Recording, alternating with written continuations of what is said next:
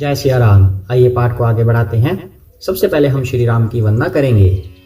सिया राम जय जय राम, सिया राम जय जय सिया राम, सिया राम जय जय राम, सिया राम जय जय सिया राम, सिया राम जय जय राम, सिया राम जय जय राम, सिया राम जय जय राम, सिया राम जय जय राम, सिया राम जय जय राम, सिया राम जय जय सिया राम।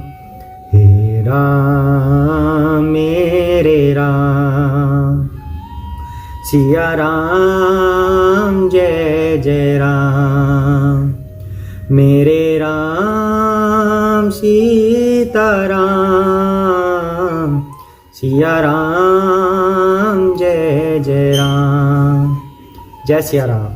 जय श्री कृष्ण चैतन्य प्रभु नित्यानंद श्री अद्वैत गदाधर शिव सादि गौर भक्त वृंदा। हरे कृष्ण कृष्ण कृष्ण हरे हरे, हरे राम राम राम हरे हरे। श्री रामचंद्र गुपुंग राजवर राजेंद्र राम रघुनायक राघवेश राजाधिराज रघुनंदन रामचंद्र दासो मध्यभत शरणागतो अस्मि। जय सिया राम।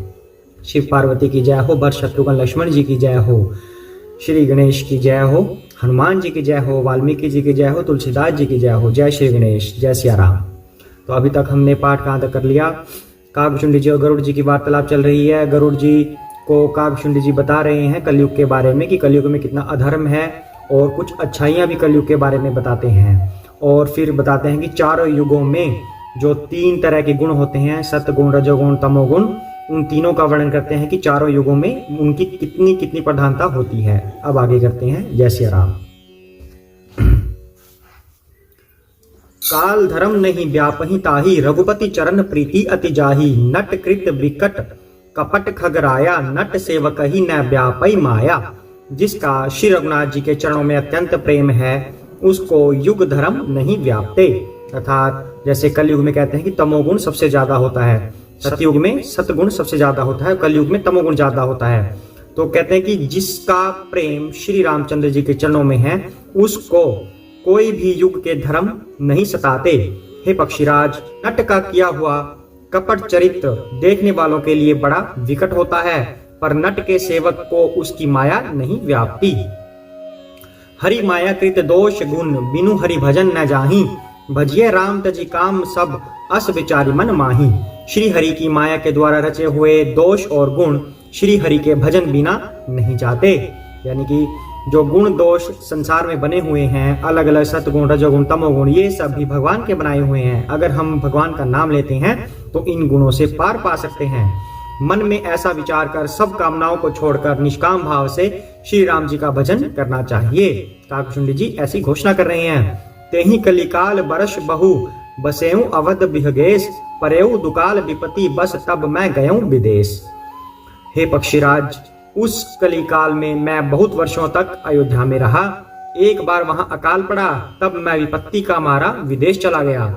गयऊं उज्जैनी सुनु उर्गारी, दीन मलीन दरिद्र दुखारी, गए काल कछु संपत्ति पाई, तह पुनि करऊं शंभु सेवकाई। हे सर्पों के शत्रु गरुड़ जी, सुनिए, मैं दीन मलीन यानी कि उदास, दरिद्र और दुखी होकर उज्जैन गया। कुछ काल बीतने पर कुछ संपत्ति पाकर फिर मैं वहीं भगवान शंकर की आराधना करने लगा। विप्र एक वैदिक शिव पूजा करई, सदा तेहि काजु न दूजा, परम साधु परमारथ बिंदक, शंभु उपासक नहीं हरि निंदक। एक ब्राह्मण वेद विधि से सदा शिव जी की पूजा करते, उन्हें दूसरा कोई काम नहीं था। वे परम साधु और परमार्थ के ज्ञाता थे। वे शंभु के उपासक थे, पर श्री हरि की निंदा करने वाले नहीं थे।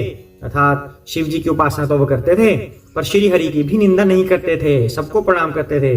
तेहि सेवाऊं मैं कपट समेता, द्विज दयाल अति नीति निकेता, बाहिज नम्र देखी मोहि साई, विप्र पढ़ाओ पुत्र की नाई।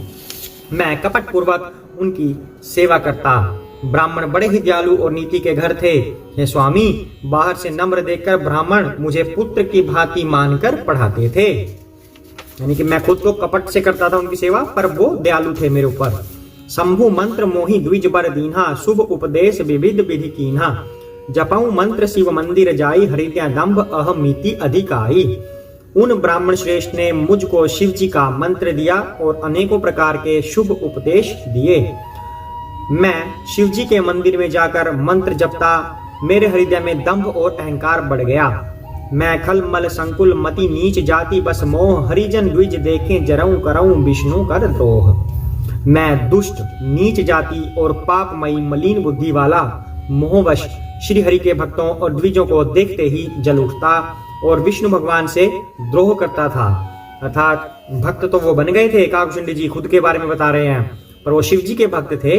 शिव जी के भक्त होना भी कोई बुरी बात नहीं, वो भी अच्छी बात है, लेकिन श्री हरि की निंदा करने वाले बन गए वो। श्री हरि के भक्तों से वो जल उठते थे और अंदर कपट रखते थे।